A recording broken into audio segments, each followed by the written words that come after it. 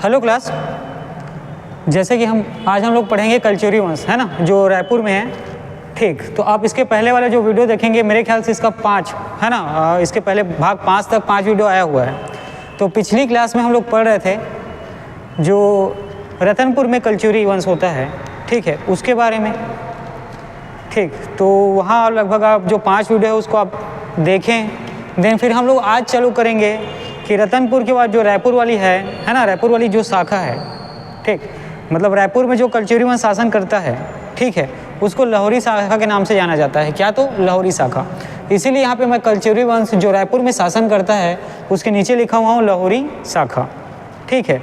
तो आज से पहले जो कलचुरी वंश से संबंधित 5 वीडियो आई हैं उसको आप पहले देखेंगे, ठीक है, ताकि आपको समझ में आए कि कलचुरी वंश ने शासन कैसे किया, इनकी राजधानी कहाँ कहाँ पर थी, कौन कौन से शासक थे, है ना, इनके द्वारा जो मंदिर निर्माण किया गया था, शिलालेख अभिलेख से संबंधित चीज़ें को इनके द्वारा क्या किया गया था, लिखा गया था। साथ ही इनके द्वारा इनकी जो राजधानी वाले क्षेत्र से जारी किया गया था, साथ ही कुछ अलग विजित वाले क्षेत्र से जो शिलालेख अभिलेख इनके जो प्राप्त हुए हैं उन सब चीज़ों के बारे में।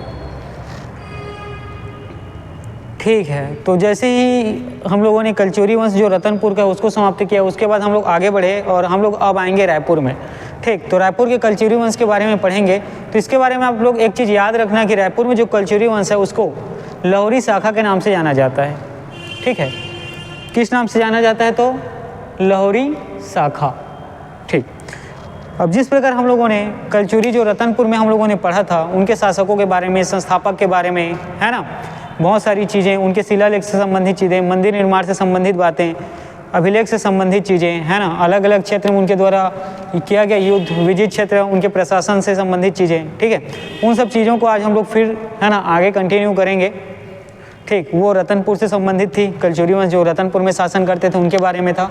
आज के जो है ये रायपुर में है ना, और रायपुर में जो है कलचुरी वंश थे उनके बारे में हम लोग अभी के क्लास में कंटिन्यू करेंगे। चलिए देखिए, हम लोग आगे बढ़ते हैं। और कलचुरी वंश जो रायपुर में शासन करता है ना, जो रायपुर में कलचुरी वंश की स्थापना किया गया था, उसमें हम लोग पहले शासक के बारे में पढ़ते हैं। नाम है केशव देव, ठीक है। नाम क्या है तो आपको याद रखना है केशव देव, ठीक है। नाम क्या है तो केशव देव। इन्होंने रायपुर में जो कलचुरी वंश है उसका प्रारंभ किया था, उसका शुरुआत किया था। केशव देव के बारे में याद रखना है कि रायपुर में कलचुरी वंश के जो प्रारंभ करता है, शुभारंभ करता है, शुरुआत करता है, वो कौन है? तो केशव देव, ठीक है। केशव देव के बारे में आपको याद रखना है कि रायपुर में जो कलचुरी वंश के, है ना, शुरुआत करता, प्रारंभ करता, ठीक है, कौन है? तो उसका नाम है केशव देव। साथ ही रायपुर में जो कलचुरी वंश की जो लाहौरी शाखा स्थापित की गई, इसके संस्थापक हैं, परंपरागत रूप से केशव देव को माना जाता है, ठीक है। अच्छा, परंपरागत शब्द के यहाँ पे इस्तेमाल किया गया है, इसका मतलब क्या है कि इसके ऑप्शन में कोई दूसरा चीज़ भी, है ना, आ सकता है। ठीक, तो यहाँ पे आप याद रखेंगे कि रायपुर की जो लाहौरी शाखा है ना, रायपुर में जो कलचुरियों की लाहौरी शाखा है उसके संस्थापक माने जाते हैं परंपरागत रूप से कौन? तो केशव देव, ठीक है। कौन? तो केशव देव। साथ ही आपको याद रखना है केशव देव के बारे में, इन्होंने खलारी जो महासमुंद में, इसको अपनी राजधानी बनाया था, ठीक है। केशव देव के बारे में आपको याद रखना है कि केशव देव ने जो खलारी महासमुंद में है वर्तमान में, उसको अपनी राजधानी बनाया था, ठीक है। तो यहाँ पे आप लोग क्या देखें कि केशव देव की राजधानी किसको बनाया था, या केशव देव की जो राजधानी के बारे में अगर प्रश्न पूछा जाएगा तो आपको बताना है खलारी वर्तमान महासमुंद में। उसी प्रकार जब आयोग द्वारा, है ना, जब छत्तीसगढ़ लोक सेवा आयोग द्वारा ये प्रश्न आया था कि रायपुर की जो लाहौरी शाखा के संस्थापक कौन माने जाते हैं, तो वहाँ पे उत्तर लिया गया था रामचंद्र, ठीक है। आपको आंसर यही लेना है। अब अगर ऐसा क्वेश्चन कभी रिपीट होता है, चाहे व्यापम में हो या लोक सेवा आयोग में, तो वहाँ अगर ऐसा क्वेश्चन पूछा जाए कि रायपुर के लाहौरी शाखा के संस्थापक, और ऑप्शन में दिया हो रामचंद्र, तो आपको आंसर क्या लेना है? रामचंद्र। लेकिन आप याद रखेंगे कि परंपरागत रूप से रायपुर के जो कलचुरी वंश की लाहौरी शाखा है उसके संस्थापक हैं केशव देव, और जो आयोग ने आंसर लिया है, अगर वहाँ आंसर में रामचंद्र आपके पास ऑप्शन में है तो आपको रामचंद्र ही आंसर में लेना है, ठीक है। ये पूरी बातें हो गई केशव देव के बारे में, ठीक है। केशव देव के बारे में हम लोगों ने क्या देखा कि ये जो है रायपुर के कलचुरी वंश के प्रारंभ करता, शुरुआत करता है, ठीक है। साथ ही इन्होंने लाहौरी शाखा की क्या की स्थापना की, ठीक है। और इन्होंने अपनी राजधानी बनाई थी खलारी, है ना, जो वर्तमान महासमुंद जिले में है, आपको याद रखना है। साथ ही लोक सेवा आयोग के द्वारा जो आंसर लिया गया था, जो रायपुर के लाहौरी शाखा के संस्थापक के रूप में, वो नाम आपको याद रखना है रामचंद्र। क्या नाम रखना है, क्या नाम याद रखना है, तो रामचंद्र।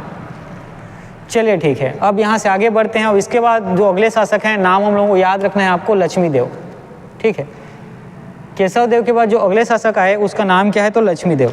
ठीक है, और लक्ष्मीदेव ने अपनी राजधानी बनाई कहाँ, तो खलारी।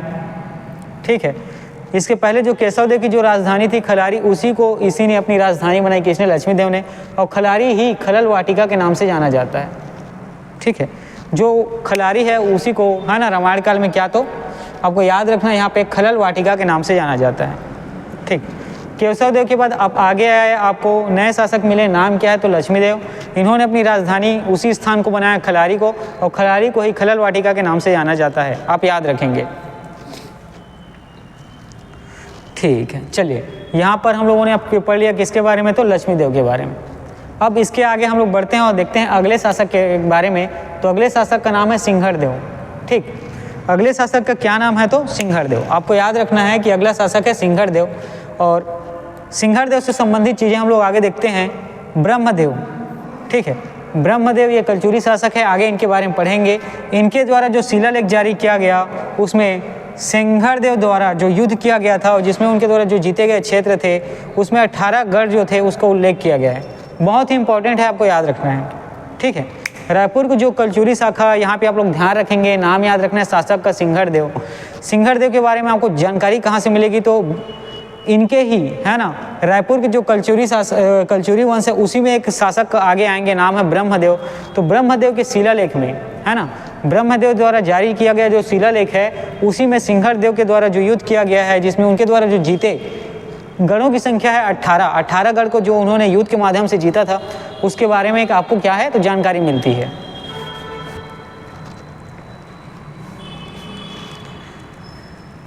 ठीक है, चलिए हम लोग अभी पढ़ रहे थे किसके बारे में, तो सिंहड़देव के बारे में, है ना।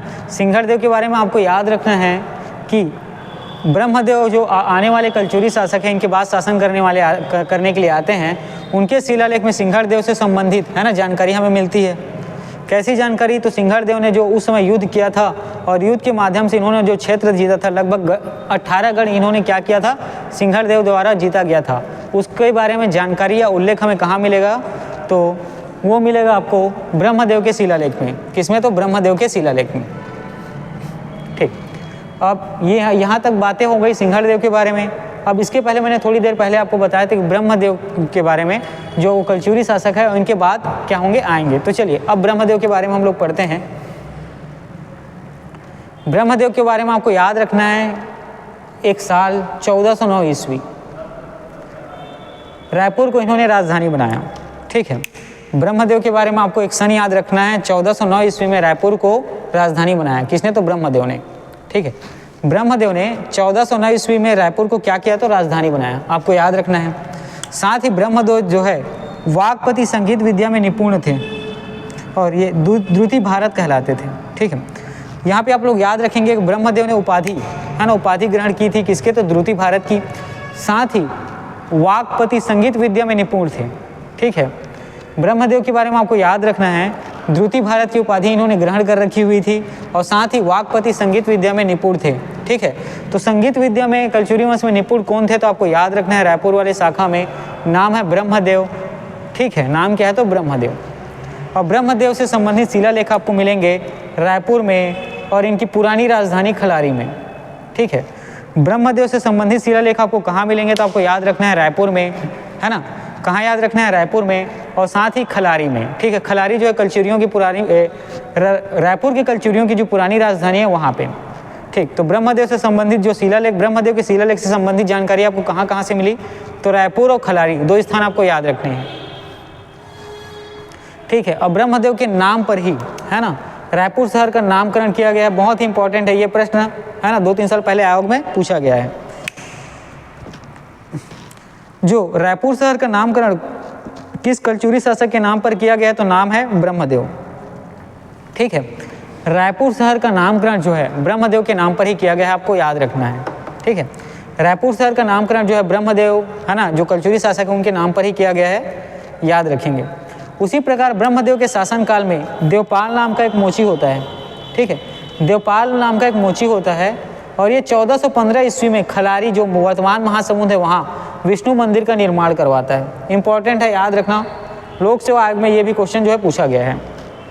तो ब्रह्मदेव के शासक काल में है ना, या शासन काल में आपको याद रखना है कि देवपाल नाम का एक मोची हुआ करता था।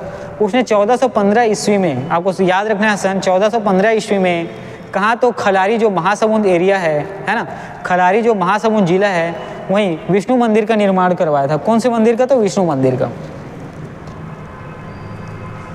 ठीक है, तो यहाँ पे आप लोगों ने ब्रह्मदेव के बारे में कुछ चीज़ों को देखा।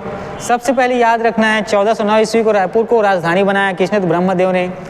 द्वितीय भारत और साथ ही संगीत विद्या में निपुण थे, कौन? तो ब्रह्मदेव। इनके जो शिलालेख मिले रायपुर और खलारीस मिले हैं, ये भी आपको याद रखना है। ब्रह्मदेव के नाम पर ही रायपुर शहर का नामकरण किया गया, ये भी आपको याद रखना है। इनके शासनकाल में देवपाल नाम का एक मोची हुआ करता था, जो है ना, देवपाल नाम का एक मोची हुआ करता था 1415 ईस्वी में, और ये जो है खलारी महासमुंद में विष्णु मंदिर का निर्माण करवाए थे। किसका? तो विष्णु मंदिर का निर्माण करवाए थे।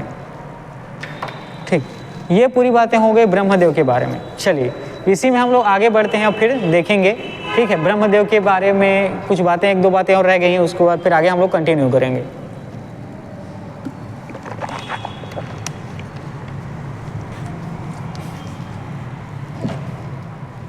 ठीक, तो ब्रह्मदेव के बारे में एक बातें छूट गई थी, याद रखना है।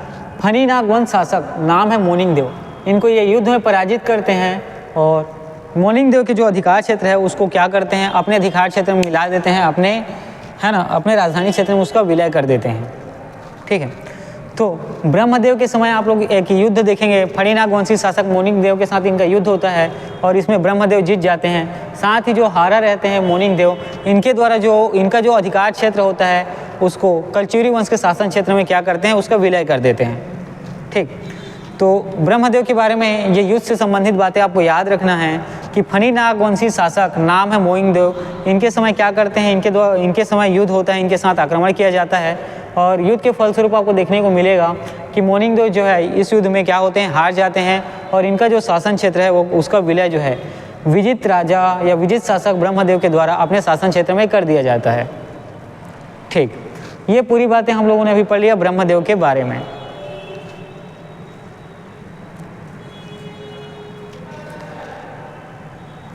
चलिए अब आगे बढ़ते हैं। अब देखते हैं एक अगले शासक है, नाम है रामचंद्र देव।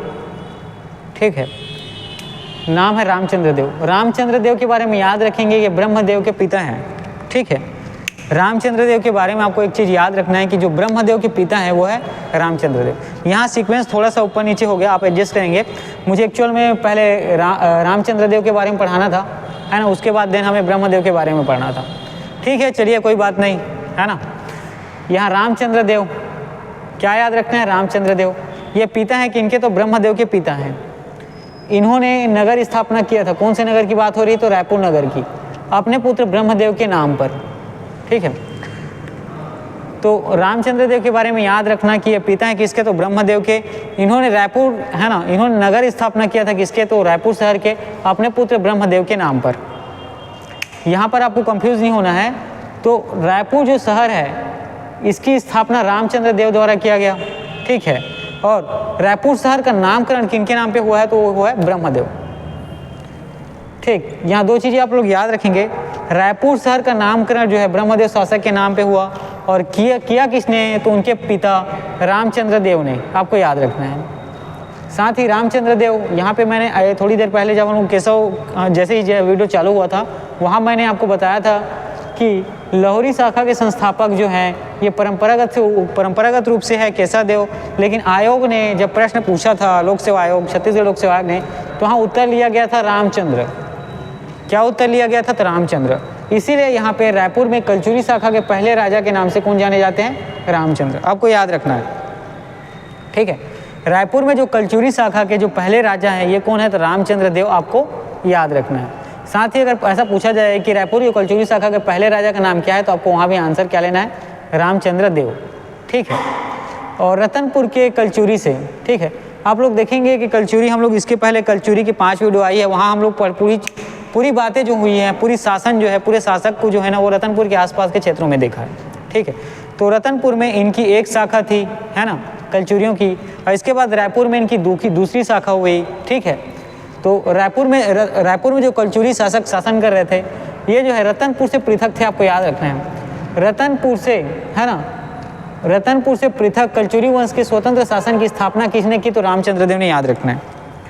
अच्छा, पृथक था, इसका कहने का मतलब ये है कि दोनों बाद में अलग हो गए, स्वतंत्र हो गए। ठीक है, उसके पहले क्या वो एक दूसरे के अधीन तो नहीं थे, लेकिन साथ साथ, है ना, चूँकि आप लोग जैसे ही, है ना, पहला वीडियो देखेंगे कलचुरी वंश का, तो वहाँ मैंने बताया कि उसके संस्थापक जो है कलिंग राज्य होते हैं, तो वो क्या होते हैं? त्रिपुरी के शासक होते हैं, त्रिपुरी के वो कलचुरी होते हैं। वो आते हैं कहाँ? रतनपुर में। यहाँ युद्ध के फलस्वरूप अपने क्या करते हैं? साम्राज्य की स्थापना करते हैं, शासन की स्थापना करते हैं।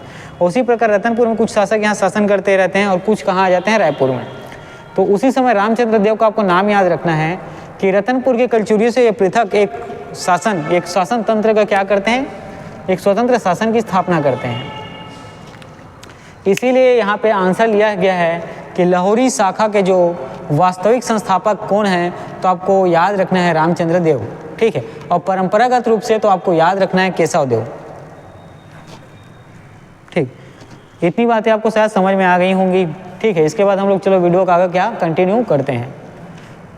ठीक, अब चलिए देखते हैं हम लोग अमर सिंह के बारे में। क्या नाम याद रखना है आपको? अमर सिंह, है ना। रामचंद्र देव के बाद जो अगले कलचुरी शासक है, नाम है अमर सिंह। अमर सिंह के बारे में याद रखना है कि इनके समय भोसला शासक रघुजी द्रुति इनके शासनकाल में क्या करते हैं? तो आक्रमण कर देते हैं। ठीक है, अमर सिंह के बारे में आपको कुछ बातें याद रखनी है कि भोसला शासक नाम है रघुजी द्रुति, ये अमर सिंह के शासनकाल में आक्रमण करते हैं और अमर सिंह जो है उनकी अधीनता या अधिसत्ता स्वीकार कर लेते हैं। अमर सिंह के शासनकाल में आप लोगों ने देखा कि भोसला शासक नाम है रघुजी द्रुति, वे क्या करते हैं? उनके शासनकाल में आक्रमण कर देते हैं और अमर सिंह जो है उनकी अधीनता या अधिसत्ता को स्वीकार कर लेते हैं। साथ ही भोसला शासक रघुजी द्रुति के द्वारा इनको 7,000 रुपये वार्षिक टकोली का निर्धारण किया जाता है। ठीक है, अब अधीनता स्वीकार कर लेते हैं, इसका मतलब क्या है कि वो किसी के अधीन काम करेंगे। किसके? तो भोसला शासक रघुजी द्रुति। तो यहाँ पे आपको देखने को क्या मिला कि कलचुरी वंश का शासन चल रहा था, ये अब किसके अधीन आ गए? तो भोसलाओं के अधीन आ गए। तो अमर सिंह को 7,000 वार्षिक टकोली का निर्धारण किया गया, किसके द्वारा? तो भोसला शासक रघुजी द्रुति के द्वारा। ठीक है, साथ ही अमर सिंह को रायपुर, राजिम, परगना देकर टकोली का निर्धारण किया गया। ठीक है, अब यहाँ पे शासन किसका चालू होगा? भोसलों का। और भोसले जो है अमर सिंह जो शासक होता है, जिनके साथ इनका युद्ध होता है, जो अधीनता उनकी स्वीकार कर लेते हैं, उनको रायपुर, राजिम का परगना देते हैं और उसके टकोली का निर्धारण कर देते हैं। कितना? तो 7,000 रुपये वार्षिक। यहाँ पर आप लोगों ने क्या देखा कि अमर सिंह जब शासन कर रहे थे तो युद्ध के पहले तक ये जो है स्वतंत्र शासक थे। इसीलिए यहाँ पे अंतिम स्वतंत्र कलचुरी शासक के नाम से कौन जाना जाता है? तो ये आपको याद रखना है, अमर सिंह। ठीक है, जब तक भोसला शासक रघुजी द्रुति ने आक्रमण नहीं किया था, तब तक एक स्वतंत्र कलचुरी शासक जो शासन कर रहे थे, नाम है अमर सिंह। इसीलिए यहाँ पे अंतिम स्वतंत्र कलचुरी शासक का नाम क्या है? तो अमर सिंह, आपको याद रखना है। साथ ही अब भोसला जो मराठा एक ही है, भोसला के अधीन या मराठा के अधीन जो पहले कलचुरी शासक हैं, वो नाम भी आपको याद रखना है। वो नाम क्या है? अमर सिंह। ठीक है, यहाँ पर आप लोगों ने क्या देखा कि भोसला शासक रघुजी द्रुति के पहले, उनके आक्रमण करने के पहले अमर सिंह जो है स्वतंत्र रूप से शासन करते रहते हैं, इसलिए इसको अंतिम स्वतंत्र कलचुरी शासक के नाम से भी जाना जाता है, अमर सिंह को। और साथ ही जब ये भोसला के अधीन या मराठों के अधीन जब शासन करने लगे, तो मराठा या अधीन या भोसला अधीन पहले शासक कौन है? नाम आपको याद रखना है, अमर सिंह। क्या नाम आपको याद रखना है? तो अमर सिंह। ठीक है, अमर सिंह के बारे में आप यहाँ पे क्या देखा आप लोगों ने कि भोसला शासक रघुजी द्रुति इनके शासनकाल में आक्रमण कर देते हैं, ये जो है उनकी अधीनता स्वीकार कर लेते हैं। 7,000 रुपये वार्षिक टकोली इनके लिए निर्धारण किया जाता है। रायपुर, राजिम का परगना इनको क्या कर दिया जाता है? अमर सिंह को दे दिया जाता है। अंतिम स्वतंत्र कलचुरी शासक के नाम से जाने जाते हैं अमर सिंह। साथ ही मराठा अधीन जो पहले शासक है वो कौन थे? तो अमर सिंह।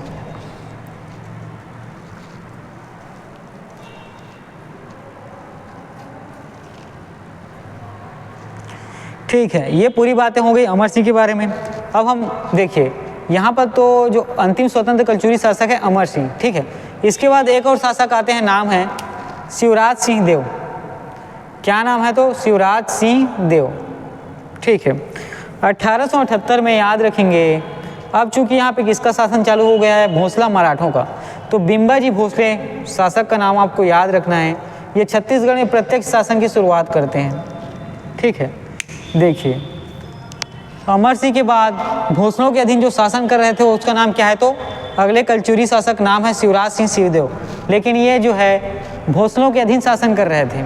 इसी समय इनके ही शासनकाल में वर्ष याद रखना है 1978, वर्ष याद रखना है आपको 1758, ठीक है। वर्ष क्या? तो 1758। और बिम्बाजी भोसले जो है प्रत्यक्ष शासन करने लगते हैं। प्रत्यक्ष शासन मतलब यहाँ आके वो क्या करेंगे? ठीक है, इस शासन क्षेत्र में आके वो शासन करने लगते हैं, ठीक है। प्रत्यक्ष शासन की शुरुआत करते हैं। इंपॉर्टेंट है, आपको याद रखना है। तो शिवराज सिंह देव जो होते हैं मराठों के अधीन शासक, उनके ही शासनकाल में 1758 को बिम्बाजी भोसले जो है प्रत्यक्ष रूप से शासन की अपनी शुरुआत करते हैं। मराठा अधीन अंतिम शासक, ठीक है। मराठा के अधीन या मराठा की अधिसूचना स्वीकार करने वाले अंतिम शासक आपको याद रखना है शिवराज सिंह। क्या नाम है? तो शिवराज सिंह। उसी प्रकार प्रथम मराठा शासक याद रखना है बिम्बाजी भोसले, 1758 से 1787 ईस्वी। 1758 से 1787 ईस्वी आपको याद रखना है, ठीक है।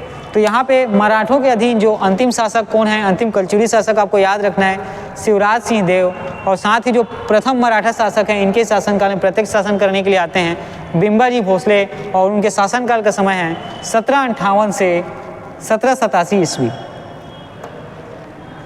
ठीक है। 1758 से 1787 ईस्वी। चलिए, ठीक है, इतनी बातों आपको याद रखना है, ठीक है। तो यहाँ पे आप लोगों ने क्या देखा? शिवराज सिंह देव के समय के जो है इनके शासनकाल के समय ही बिम्बाजी भोसले जो है क्या करने के लिए? प्रत्यक्ष रूप से शासन को अपने हाथ में ले लेते हैं, प्रत्यक्ष शासन करने लगते हैं। तो ये मराठों के अधीन जो है अंतिम शासक होते हैं। साथ ही प्रथम मराठा शासक जो शासन करने के लिए यहाँ पे आता है, नाम है बिम्बाजी भोसले। चलिए, इसी में आगे बढ़ते हैं और देखते हैं। जिस प्रकार हमने कलचुरी वंश पढ़ा था तो उसमें अलग अलग युग में, है ना, रतनपुर के कलचुरी वंश के जो अलग अलग नाम है उसके बारे में हम लोगों ने देखा था। उसी प्रकार रायपुर का हम लोग अलग अलग युग में कि कौन कौन से युग में रायपुर को किस नाम से पुकारा जाता था, किस नाम से लिखा जाता था, पढ़ा जाता था, उसके बारे में देखेंगे, ठीक है। तो सतयुग में रायपुर को कलकपुर के नाम से जाना जाता था, याद रखेंगे, इंपॉर्टेंट है, ठीक है। सतयुग में रायपुर को क्या? तो कलकपुर के नाम से जाना जाता था। उसी प्रकार त्रेता युग में रायपुर को हाटकपुर के नाम से जाना जाता था, ठीक है। त्रेता युग में रायपुर को हाटकपुर के नाम से जाना जाता था, ठीक। द्वापर युग में रायपुर को कंचनपुर के नाम से जाना जाता था, ठीक है। द्वापर युग में रायपुर का नाम कंचनपुर था। उसी प्रकार कलयुग में, जिसको वर्तमान समय कहा जाता है, रायपुर को रायपुर नाम से ही जाना जाता था। और जो आधुनिक युग है, यहाँ भी रायपुर को आज भी रायपुर के नाम से जाना जाता है, ठीक है। देखिए, सतयुग में रायपुर को कलकपुर, त्रेता युग में रायपुर को हाटकपुर, द्वापर युग में रायपुर को कंचनपुर, कलयुग में रायपुर को रायपुर के ही नाम से और आधुनिक युग में ही रायपुर के नाम से जाना जाता है। तो सतयुग में कलकपुर, त्रेता युग में हाटकपुर और द्वापर युग में कंचनपुर के नाम से ही रायपुर जाना जाता था। आपको याद रखना है, ठीक है। ये जो है परीक्षा में पूछा जा सकता है,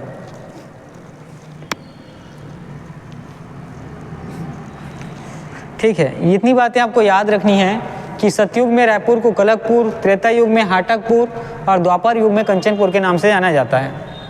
चलिए, अब कलचुरियों की यहाँ से हम लोग जो प्रशासन की व्यवस्था है ना, साथ ही इसकी जो प्रशासनिक व्यवस्था है और राजनीतिक व्यवस्था है उसके बारे में आगे कंटिन्यू करेंगे, ठीक। तो चलिए इनकी प्रशासनिक व्यवस्था को देखते हैं, जिसमें इनकी प्रशासन से संबंधित जो प्रशासनिक अधिकारी होते हैं उनको किस किस पद पे, है ना, कौन कौन से काम को करने के लिए दिया गया, किस किस काम की जिम्मेदारी उनको दी गई, है ना, उन सब चीज़ों के बारे में हम लोग यहाँ पे, है ना, क्या करेंगे, आगे पढ़ेंगे।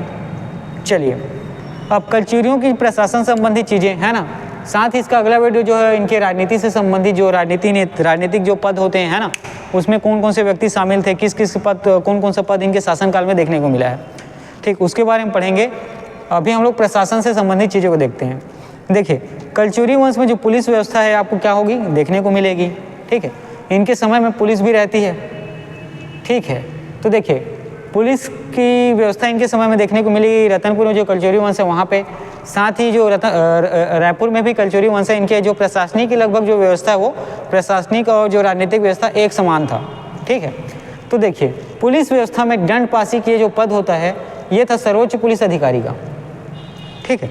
पुलिस व्यवस्था में आप लोगों ने देखा कि दंड पासिक जो है सर्वोच्च पुलिस अधिकारी को कहा जाता था। कलचुरी शासन में आप लोगों ने क्या देखा कि दंड पासिक के नाम से सर्वोच्च पुलिस अधिकारी जाने जाते थे। उसी प्रकार दुष्ट साधक जो पद था ये चोरों को पकड़ने वाला पुलिस अधिकारी होता था। ठीक है। दुष्ट साधक जो है कलचुरी वंश में ये चोरों को पकड़ने वाला साधक होता था, आपको याद रखना है। उसी प्रकार चाट ये जो है पुलिस अधिकारी जो है लोगों को संपत्ति की रक्षा हेतु पुलिस की थी, है ना। चार्ट जो है ये पद जो है लोगों की संपत्ति की रक्षा के लिए जो पुलिस था उसको चार्ट कहा जाता था। ठीक है। कलचुरी वंश में जो पुलिस व्यवस्था है उसके बारे में हम लोग यहाँ पे अध्ययन कर रहे हैं। ठीक है। इसमें जो चार्ट का जो पद है जैसे दंड पासिक जो सर्वोच्च पुलिस अधिकारी थे, है ना, कलचुरी वंश में उनको कहा जाता था। उसी प्रकार चार्ट जो है लोगों की जो संपत्ति है ना, लोगों के जो मकान है, जमीन है, जायदाद है, ठीक है, उसकी रक्षा के लिए जो पुलिस नियुक्त थी उसका नाम था चार्ट। उसी प्रकार भाट, ठीक है, भाट नाम से जो शांति व्यवस्था करने वाले पुलिस थे उनको भाट कहा जाता था। कलचुरी काल में जो शांति की स्थापना करने वाले, है ना, जो उपद्रव था उसको दबाने वाले, है ना, जो उग्रता उपद्रव जैसे कुछ चीज़ें होती थी, है ना, उपद्रव आंदोलन, इन सब चीज़ों में शांति बहाल करने का काम जो है ये भाट करते थे। ठीक है। ये इनकी पुलिस व्यवस्था के बारे में हो गई। अब हम लोग आगे बढ़ते हैं और देखेंगे किसके बारे में, तो सैन्य व्यवस्था के बारे में। ठीक है। अब हम लोग आगे बढ़ते हैं और सैन्य व्यवस्था पढ़ते हैं। देखिए कलचुरी वंश में जो सैन्य व्यवस्था का प्रमुख जो है वो होता था राजा, आपको याद रखना है। ठीक है। कलचुरी वंश में जो सैन्य व्यवस्था है उसका प्रमुख होता कौन था, तो राजा होता था। साथ ही सैन्य व्यवस्था का सर्वोच्च अधिकारी जो है महाबलाधिकृत सेनापति, है ना, महाबलाधिकृत जो सेनापति कहलाते थे वो होते थे। ठीक है। तो कलचुरी वंश में आपने सैन्य व्यवस्था में देखा कि जो सर्वोच्च अधिकारी है उसको महाबलाधिकृत, जो सेनापति है उसी को महाबलाधिकृत कहते थे। तो सैन्य व्यवस्था में जो सर्वोच्च अधिकारी है, ठीक है, वो होते थे सेनापति, और सेनापति जो है महाबलाधिकृत के नाम से जाने जाते थे। उसी प्रकार इनकी हस्ती सेना का प्रमुख, है ना, उसको महातिपिलुपति के नाम से जाना जाता था। कलचुरी वंश में जो हस्ती सेना है उसका प्रमुख जो है महातिपिलुपति के नाम से जाना जाता था। ठीक है, आपको याद रखना है।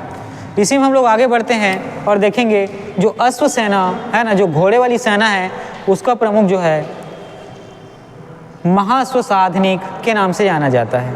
ठीक है।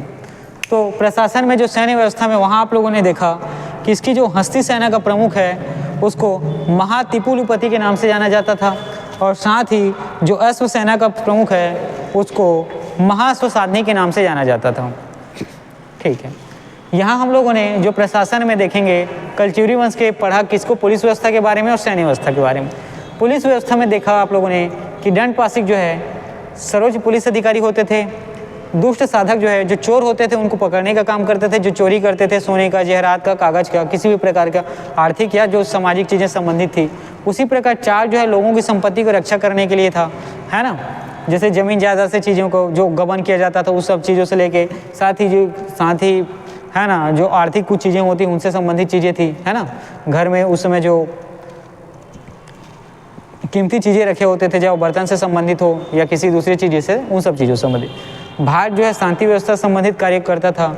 इनके समय में हमें सैन्य व्यवस्था भी देखने को मिली जिसका प्रमुख जो है राजा हुआ करते थे, और सर्वोच्च अधिकारी जो है महाबलाधिकृत सेनापति के नाम से जाने जाते थे। इनके जो हस्ती सेना का प्रमुख था नाम था महातिपुलुपति, और अश्व सेना का प्रमुख जो है महाअश्वसाधनी के नाम से जाने जाते थे। ठीक। तो रायपुर के कलचुरी वंश में हम लोग बेसिकली इतने ही शासक के बारे में पढ़ेंगे, है ना। इसके बाद जो कलचुरी वंश की दोनों जगह आप लोगों को क्या होगी, जो उनकी प्रशासन का तंत्र है, जो राजनीतिक तंत्र है, वो एक जैसा आपको देखने को मिलेगा। ठीक है। तो इनकी प्रशासनिक जो तंत्र व्यवस्था है उसके बारे में हम लोग आगे के वीडियो में क्या करेंगे, कंटिन्यू करेंगे।